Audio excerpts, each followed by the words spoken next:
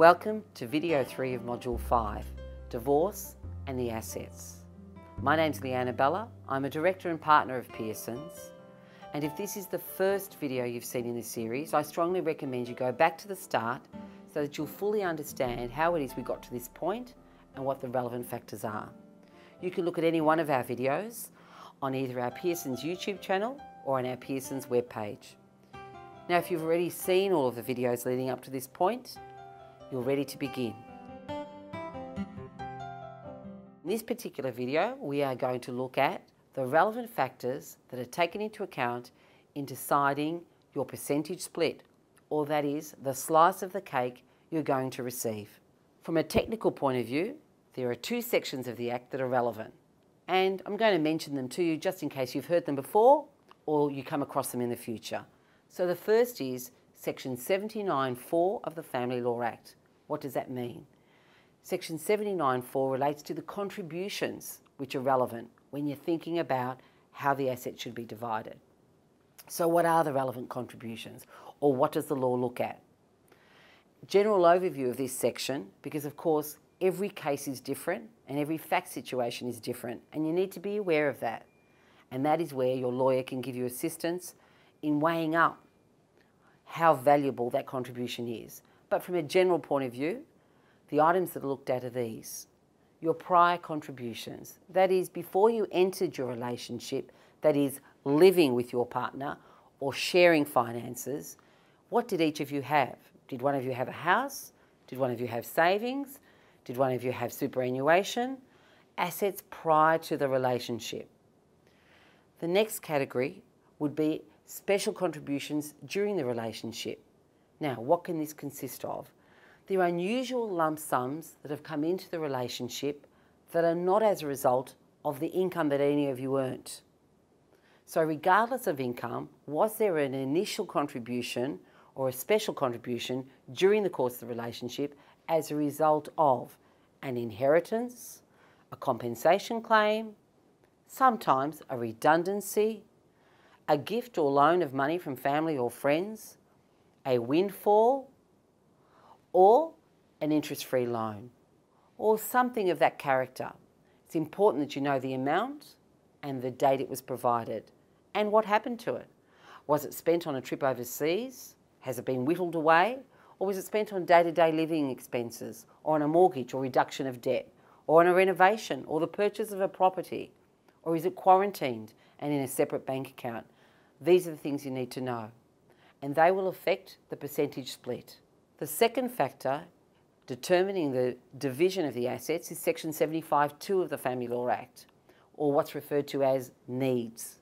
What are those needs that affect this percentage split that each of you will receive?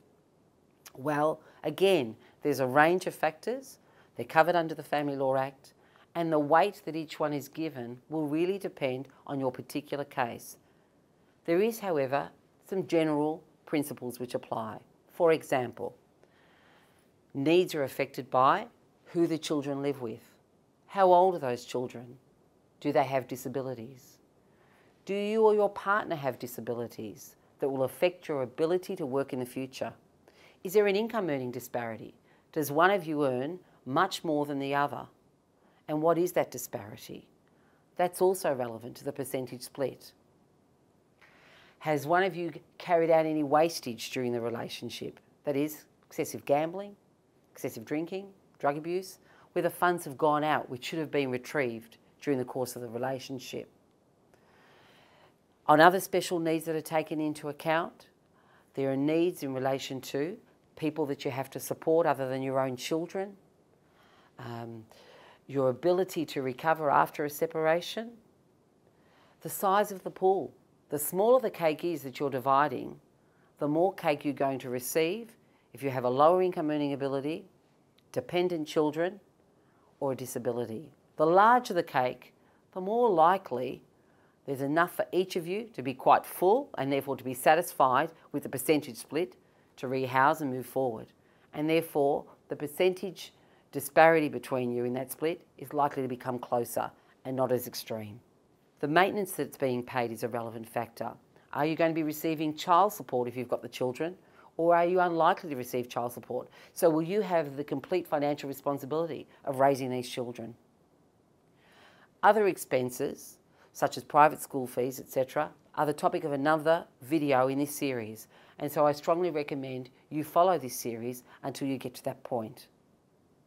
So these are some of the general and most common factors that are taken into account when you're looking at how the percentage split should occur. If you're now ready to move on to the next video in the series, we're going to cover some of the most commonly asked questions in property matters. So, if you're ready to move on, please go to video 4 of Module 5, that is, in divorce and assets.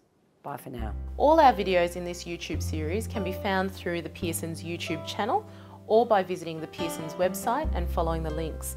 Alternatively, if you know that it's simply time to see a family lawyer, please contact us for a free initial consultation. Please be advised that we must complete a conflict check so that we can only represent one party in a family law matter. So if your partner is watching this same YouTube series and engages our services before you do, we advise that we may not be able to talk to you.